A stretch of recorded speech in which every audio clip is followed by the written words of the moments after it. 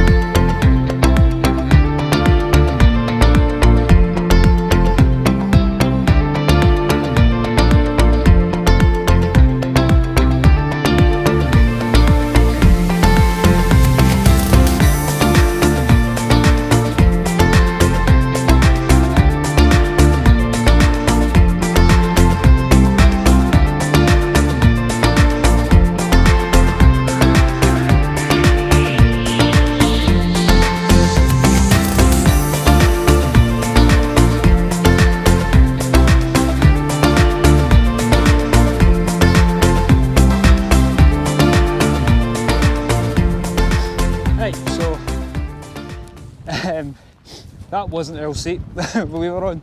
So I don't rely on digital maps, right? We've learned this mistake before, but from map, right? But yeah, that is because I was looking at the map and I wasn't actually following the trail. Peak lens, not as accurate as I thought it was going to be either. I was a bit disappointed with, I'll be honest.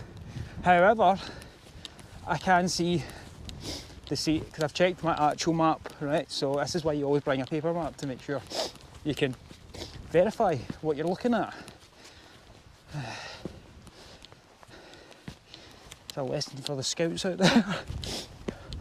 Lesson for the scout leaders that this is why I do not participate in the orienteering competition. Oh, nice view, but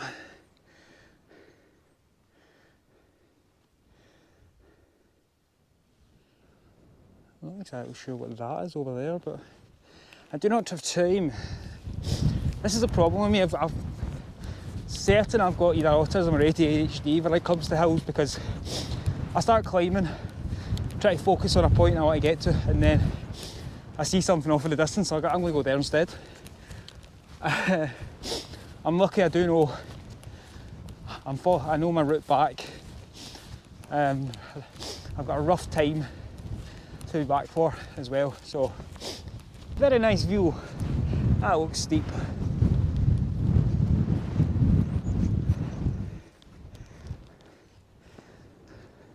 I have a feeling one of these hills over there is Castle Law,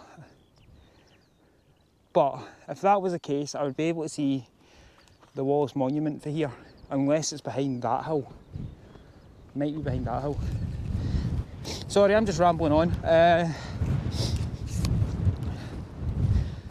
So yeah, extending the video. Aye, so that pillar there, that is actually closer to where we're meant to be going. What I'll do is I'll get up there and then I'll crack the map out again and find out if I am actually there yet. Still haven't seen anybody for a while. Not that I'm complaining, but you know, it seems like a really nice day. Nice views, bit windy, but can't complain. I do kind of miss the fact that I've not got my headphones with me, because they were in my other jacket that I left in the house because I thought it's going to be too heavy, so I took my light jacket with me. So, well, I am enjoying the, I say peace and quiet, the isolation up here. It's quite nice, nice wee break, and the views are cracking. Aye.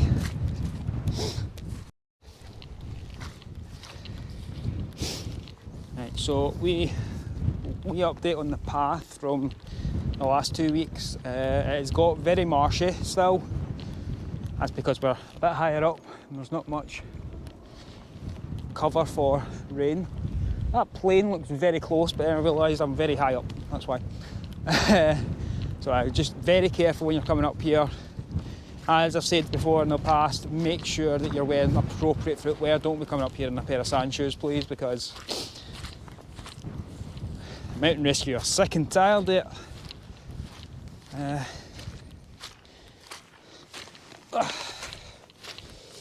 That's off of someone's walking poles. Please be careful if you're bringing walking poles up here. Please try and not leave these things behind. I am constantly picking them up. Right, leave no trace. That's what we should be doing. Keep that, protect the hills. Also doesn't spoil it for everybody else, you know. Right, but yeah, so I've got my, as well as my boots, I've got my sealskin socks on as well, just for an extra layer of protection. Because not all hiking boots are waterproof, right? So these are army boots, these are Midel army boots. They're not usually waterproof, but I have waterproofed them, which is actually maybe something I could do is a video on, oh hold on, I've just broke my selfie stick. That is something I could probably do, is like a how to maintain your kit. Because I know a lot of people re-waterproof their jackets and whatnot, which is something I might actually start doing. My jacket's still quite good, but I do have a couple of older ones that could probably do with a bit of sprucing up. So I could do that, show you how to do it. And it also means you're not constantly running to go outdoors to get some new gear that is, you know, quality's kind of, certain brands, quality's kind of dipping a wee bit, I'll say. Any brands you guys recommend? Like, personally, Midel boots, solid, right? I know Scarpa are quite good brands, but I don't fancy taking out a mortgage to buy a set of shoes. I always recommend Vinted, because used gear is actually sometimes better than brand new gear. I recommend it to the parents, everybody else as well.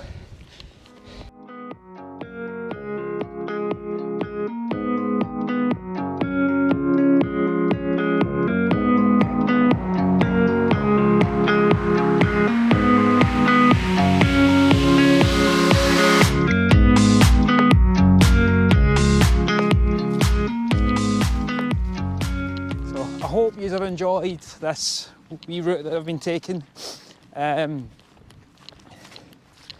It's been a nice wee break today.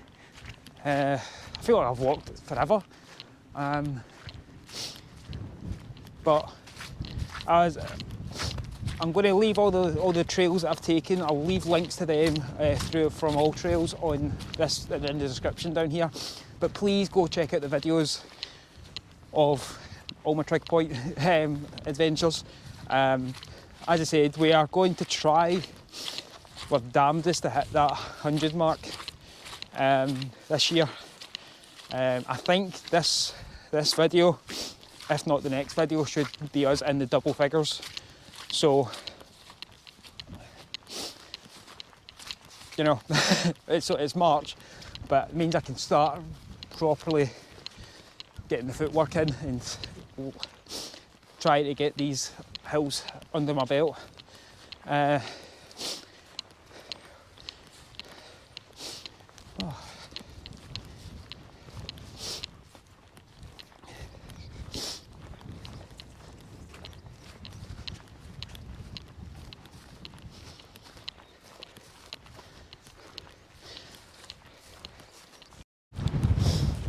So, re-review. I'm feeling a bit knackered, not too bad. I'm going to stop at the top of here, have some lunch, and then start making my route back down. And there's a couple of places I'm going to try and stop off on the way back down, some other peaks. I think this will be the last part of my three-parter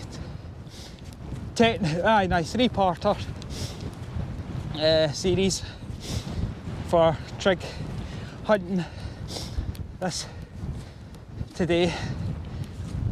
Oh, I think this is double figures, right? I think so. But what I'm going to do is, for this challenge that I've set myself, I'm not going to post a video every time I'm hitting a trig, because that's going to be a bit too much work. So the other hills I'm going to hit on the way back down, if they have got points, I'll obviously get a picture with Mike, and then I'll post it on Instagram, right, to count towards the numbers. But we are almost at Earl.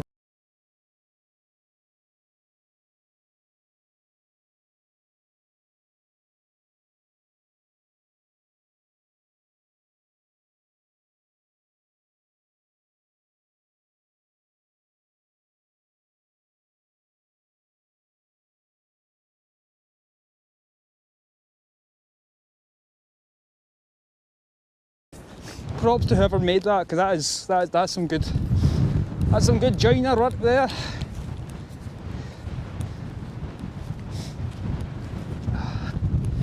Right, this definitely is Earl's seat. I have verified it.